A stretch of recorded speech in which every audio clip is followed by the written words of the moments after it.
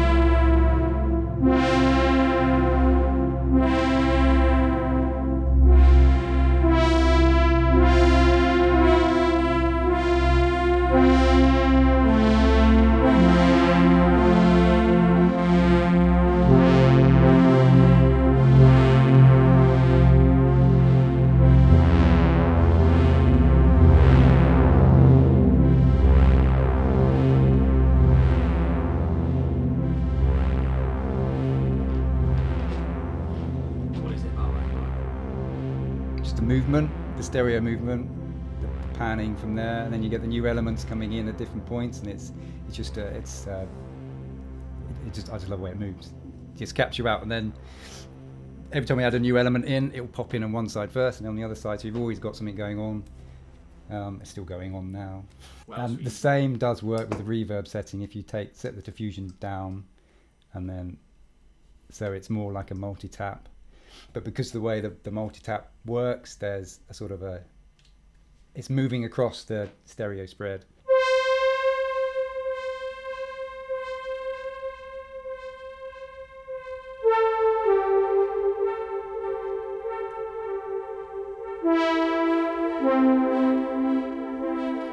And let's clock it down a bit.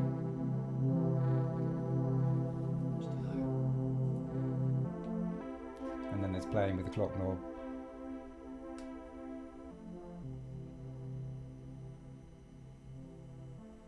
I have it taken off the Get another slam.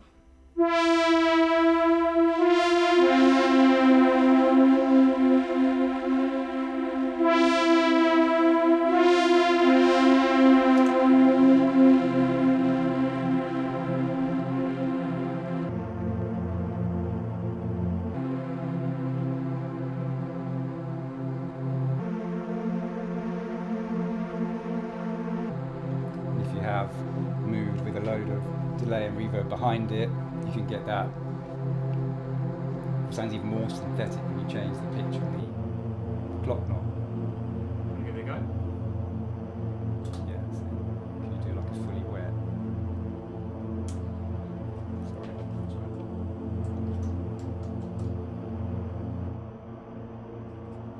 Just slam it on the synth again.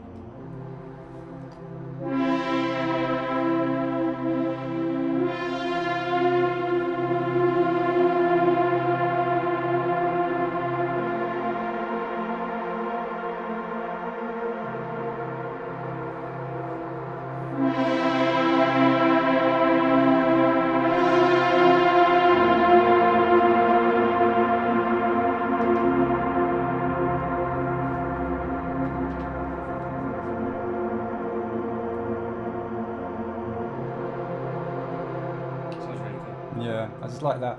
I like the sort of, after the sort of attack, the first note, I just like what comes afterwards, rather than just being that immediate attack. If you take that out of the equation, then you're just left with this really soft, sort of dreamy sort of pad that just keeps going. And then if you put the diffusion back up again, it turns it into more of a reverb than a multi-tap.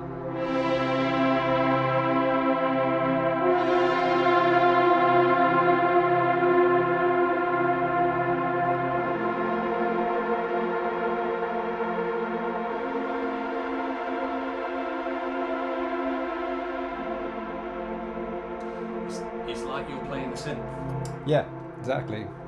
changing the notes. Because I can't coordinate doing that as well as that, so I do a bit on that and then do a bit on that, and I can make, or have made, whole songs out of just me sitting there for 20 minutes every now and again, changing the clock knob, do something else, and come back, turn it back down again. Because I've captured the micro loop in there, on the micro loop side, you just know that it's going to be everlasting. And it's just a nice way to break up playing something else. So you can do a little bit of a melody or whatever, or just make generally weird noises, come back to it, and you know, if you've got a load of reverb after it, it just sort of blooms into the change of pitch.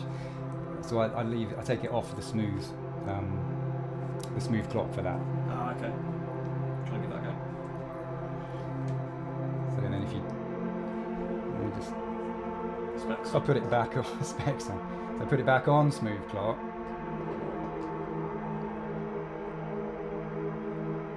And you just do these really slow movements. That sounds haunting. Yeah. Because you've got the reverb on. Because you've got the reverb on, it just drifts from one to the other.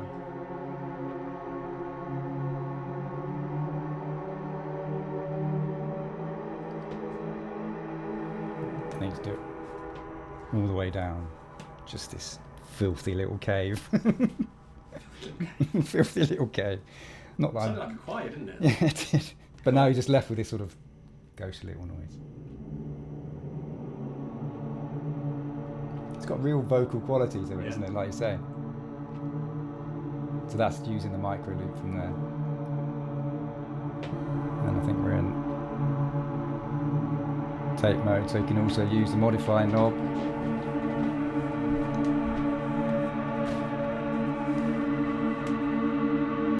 So the modifier knob to change the pitch if you're in tape gives you a very similar thing.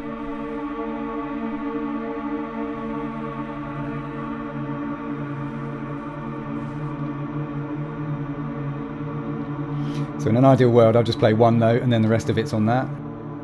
So it's like they just made it for me. I'm sure it is.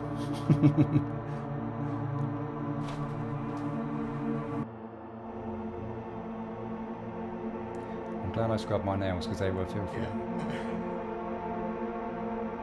But they just wait. It blooms in. It's just gorgeous, isn't it? Flick the switch, the sort of input switch or the routing switch, whatever you want to call it. So flick it that way, then that leaves you with the dry signal.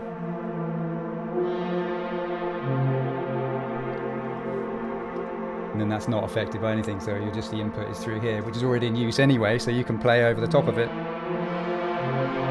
And then it's not affected by what's going on in the pedal. So that's quite a handy trick.